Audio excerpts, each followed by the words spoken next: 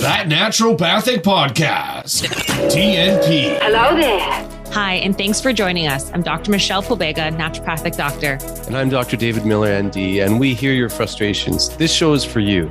This show is for you if you're feeling like your current healthcare strategy is not getting to the root cause or the underlying reasons for your health. This show is for you if you've been told that you're fine, but you definitely don't feel very well. This show is for you if you're walking out of your doctor's office with 1, 2, 3, 4, or even 5 medications without any mention of diet, lifestyle, or a long-term game plan.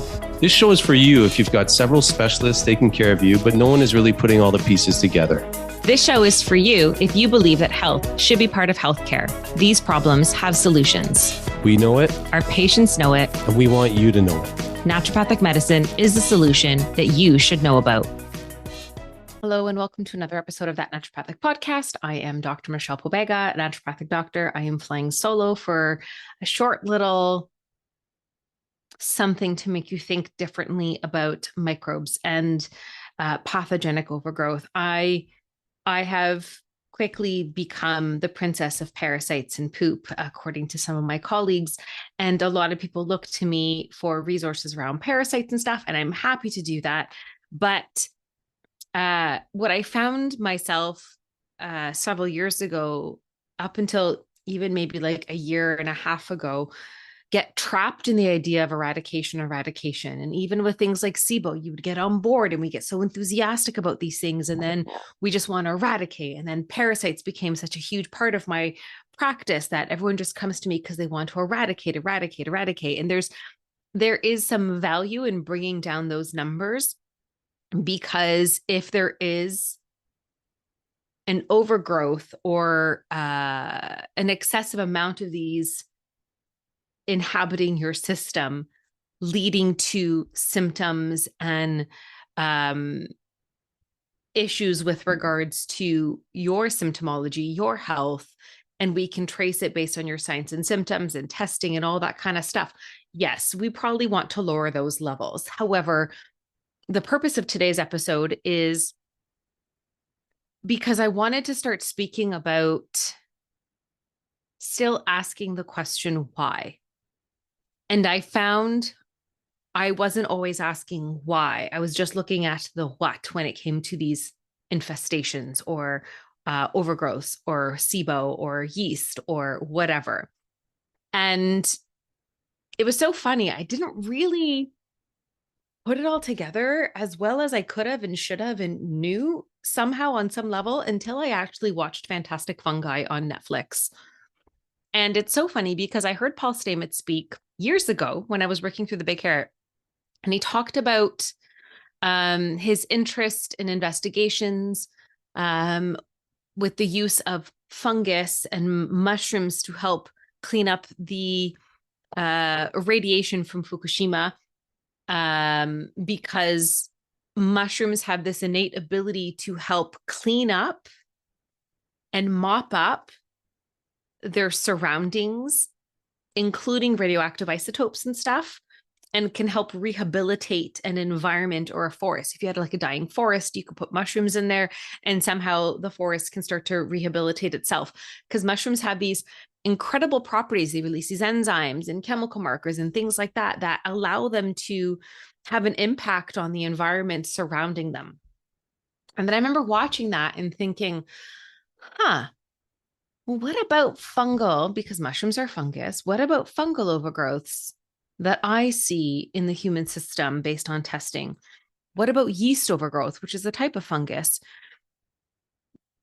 in people who I see on testing? And then it started to make me think, are these things there almost as a way to mop up other stuff? So yes, the yeast, yes, the fungus, but what's the deeper reason as to why the body's continue to harbor larger amounts of these within the system than it should? Because most of these things exist in us. Yeast, candida is a natural part of who we are. Different types of, obviously we have probiotics, but we also have opportunistic bacteria. Not all parasites are completely pathogenic. There's a certain level of symbiosis that we can have with a lot of these microbes that we want to demonize. However, if they start to grow outside of normal numbers and start creating secondary health problems, then you have to start thinking about bringing those microbes down. However, what is the driving force that allowed those microbes to grow outside of manageable and stable numbers? And even in Fantastic Fungi, it goes back to talk about penicillin, which is a fungus, and how it was discovered that it has antibacterial properties because of these enzymes and things that like fungus releases into the environment. It can help eradicate bacteria, which is why penicillin, one of the first antibiotic we ever had, works this way. So it ends up, you put fungus basically with penicillin into your body to help you manage the bacteria. So then again, when I saw that in Fantastic Fungi, and I was like, are these funguses and microbes and all these things a way of helping to try to control other types of microbial overgrowths? And even with something like SIBO, small intestinal bacterial overgrowth, there can be also a secondary CFO, which is a small intestinal fungal overgrowth. And I was like, well, that's not a coincidence, is it? So I find this area something that we should be talking about more. And then I ended up doing a course recently, and it was talking about protective biofilms and how when we do things like SIBO or parasitic protocols and microbial protocols, yeast protocols, you can see biofilms and get indications of biofilms with certain types of testing. And biofilms are like this polysaccharide coating that is a protective mechanism for microorganisms to inhabit. And they protect this polysaccharide coating when two or more of these bacteria or yeasts or whatever come together, coalesce, and then they kind of work together. They can share DNA, they can share resources, etc.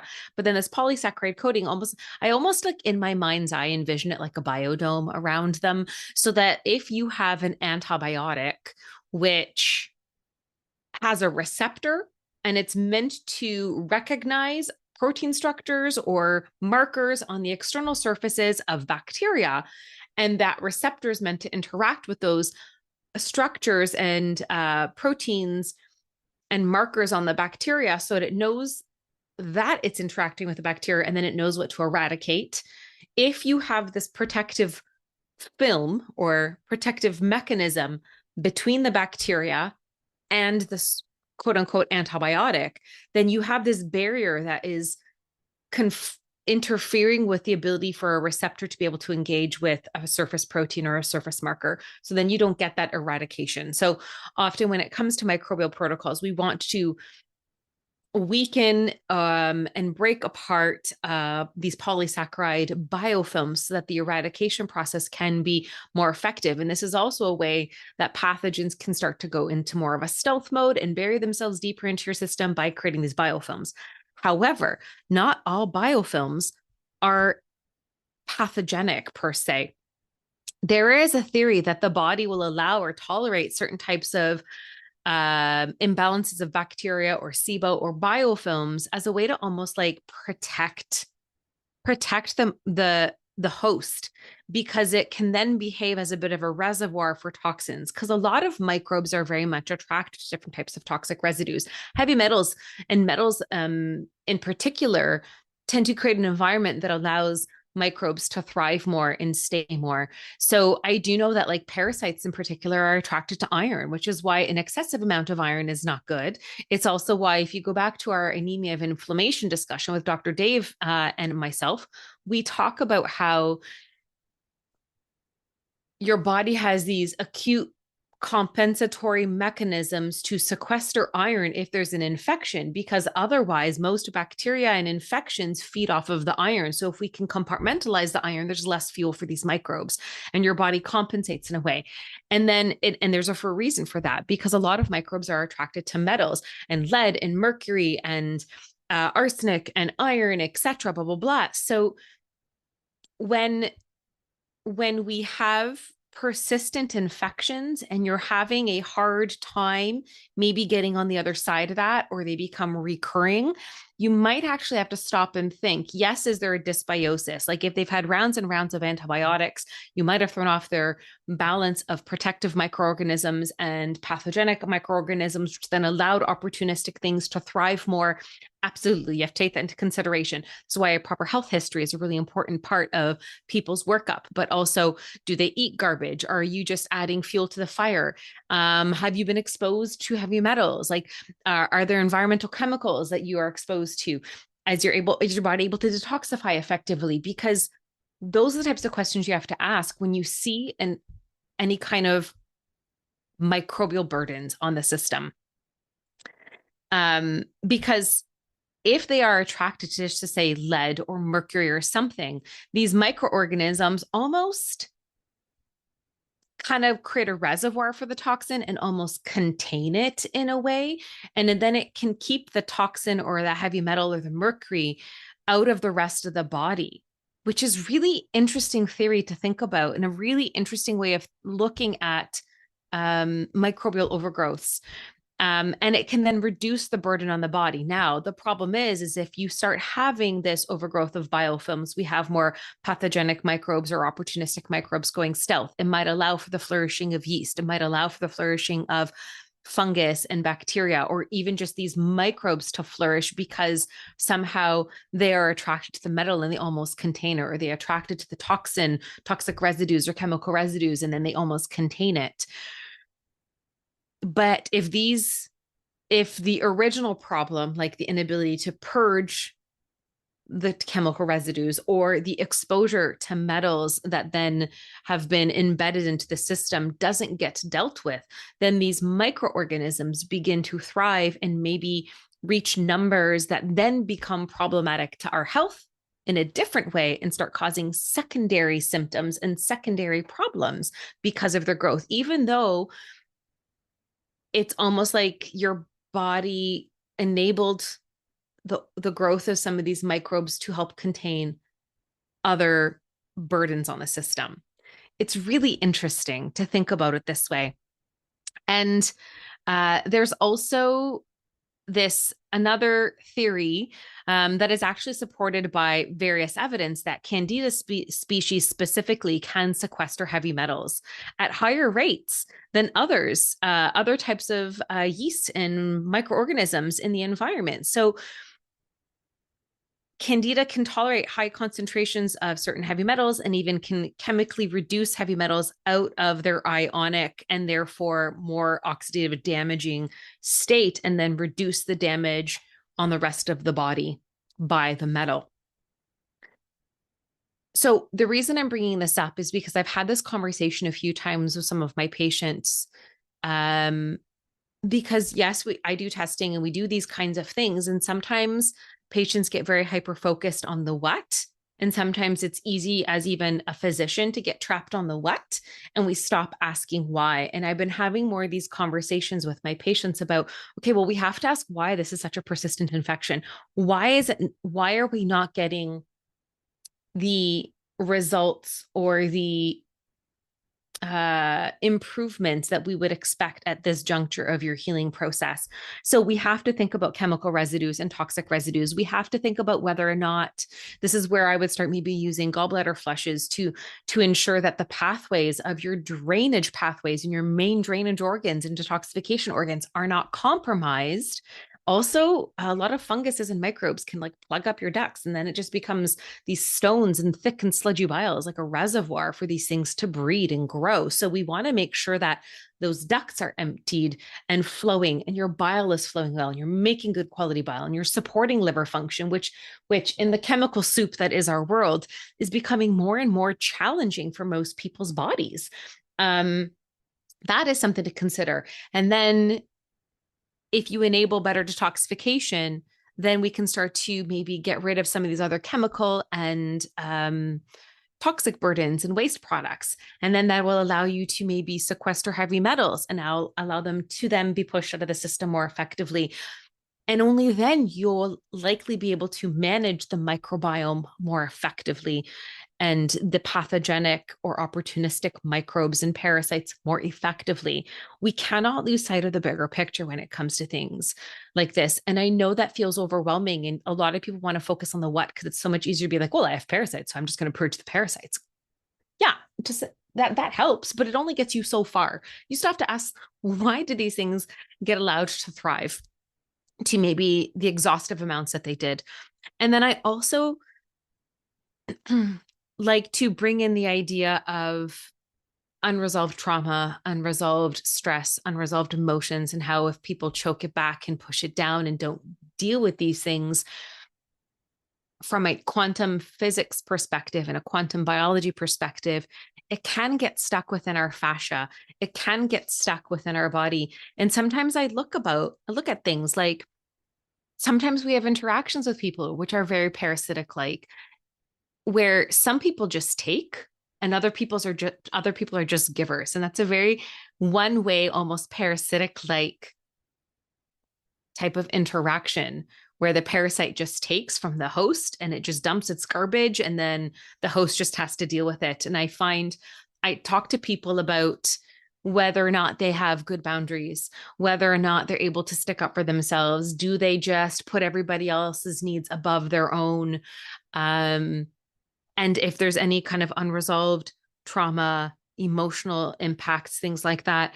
I have had certain patients of mine where when we start to address like yeast or fungal issues, etc., there's only be a small handful of them.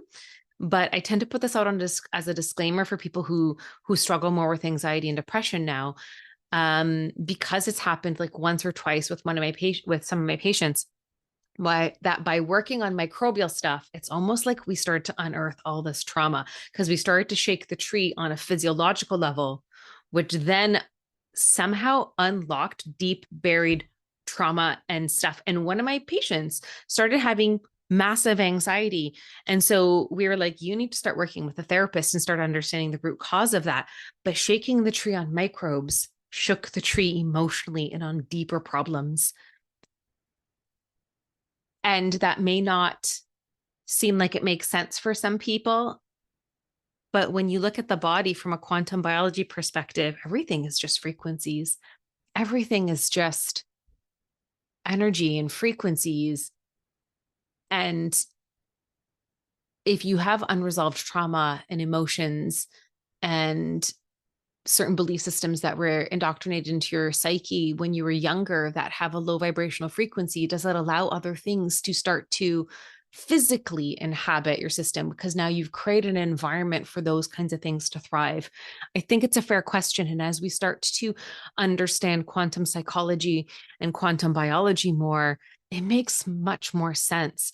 And I remember listening to Dr. Brockenshire, who works a lot of physic energetics products. I remember him talking about parasite cleansing several years ago, and how we talked about how more often than not, when somebody enters or surmounts a certain set of challenges in their life, or they shift dramatically in a deeper, more profound way, and they have a more profound shift on a emotional, spiritual, subconscious belief system and psychosomatic type of way, that's when we start getting bigger shifts with parasites and bigger purges. Because when you move out of one state of being and you have a dramatic shift energetically, emotionally, spiritually into another state, it allows for the letting go of things physically as well, as your body shifts. And that can allow for deeper purges of pathogens and microbes that inhabited a body that vibrated a different frequency based on the old way your emotions dictated and your thought processes dictated your physical form. So yeah. When it comes to pathogens, when it comes to biofilms, when it comes to parasites, when it comes to yeast, when it comes to fungus, when it comes to mold and stuff, we also have to ask those deeper questions. We also have to ask why, especially if it's a situation that feels difficult to get to the other side on. or becomes chronic and persistent, we have to ask why. We have to ask deeper questions. And it could be detoxification, it could be heavy metals, it could be chemical residues or different kinds of like VOCs or chemical exposures, but it could also be deeper stuff. It could be that unresolved trauma. It could be people who are emotionally and psychologically feeling stuck in their life in a certain way and they don't know how to get out of it. So then the rest of their body ends up being in a holding pattern physically as well. We have to take into account all aspects of the person. And it's not just a matter of like kill, eradicate. There has to be some balance, and we have to look at the bigger picture, for lack of better wording. Anyways, I've had this conversation with a few of my patients recently that we have to ensure that we're not ignoring the why. And there's just been more and more discussions, educational topics, documentaries, other physicians I look up to keep bringing up these types of things, where it keeps coming up on my radar over the last few years that there could be more to the story as to why we harbor these types of fugitives or pathogens. Are they there for a reason? Because in some level, are they almost helping protect us from a different problem? And I think it's a very interesting way on looking at how the body compensates to try to protect you and keep you alive. And sometimes that compensated state then becomes a secondary problem. But in the initial stages, it was the lesser of the evils.